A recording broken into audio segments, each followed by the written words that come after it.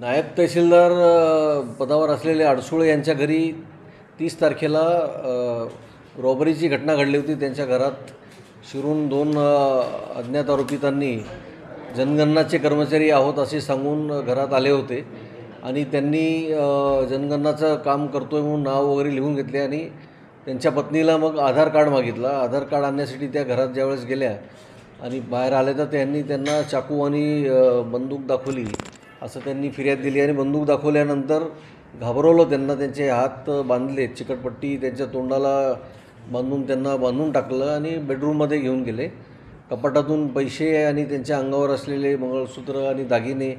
काढून असा 5,30,000 रुपयाचा मुद्देमाल एकूण चोरी गेल्याची फिर्याद दाखल झाली होती आणि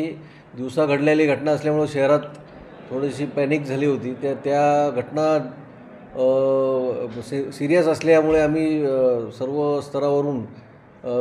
याच्यामध्ये तपास पथके तयार केली होती। 8 पथक तयार करून आमचे DCP झोन 1, ACP गाडगेनगर आणि सर्व team, crime ब्रँचची team, police स्टेशनची team आणि सर्व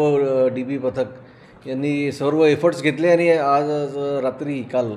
आणि आजच्या दिवसामध्ये एकूण याच्यामध्ये निष्पन्न झालेले आरोपी जे आहेत 5 आरोपी निष्पन्न झालेले आहेत आतापर्यंत,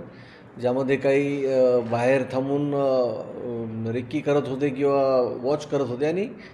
ज्यांनी ते घर दाखवलं होतं किंवा मुद्देमाल डिस्पोज केला होता असे सर्व आरोपी आता ताब्यात घेण्यात आलेले आहेत आणि मुद्देमालसुद्धा संपूर्ण रिकवर करण्याची प्रक्रिया झालेली आहे। सर, आरोपीची लोकल जो एक आरोपी जो आहे तो ह्या व्यक्तींकडे पूर्वी मागच्या वर्षी ड्रायव्हरचं काम करत होता आणि त्यामुळे त्याला घरातली बऱ्यापैकी माहिती होती आणि त्या आरोपींचा शोध घेताना पूर्ण एरियामधले आमचे लोकांनी जे आहेत खाजगी आणि जे काही CCTV कॅमेरा इन्स्टॉल केले होते असे एकूण 100 जवळपास CCTV कॅमेऱ्याची तपासणी केली आणि त्याच्यामधून काही क्लू मिळाले आणि त्या आधारे मग आमचे DB पथकांनी गोपनीय माहितीच्या आधारे काही खबरांच्या माहितीवरून रद्दीपुरा या भागात एका व्यक्तीला तात्काळ ताब्यात घेतलं आणि त्यानंतर त्याच्याकडून सर्व गुन्ह्याची माहिती मिळाली आणि इतर आरोपींची सुद्धा माहिती मिळाली।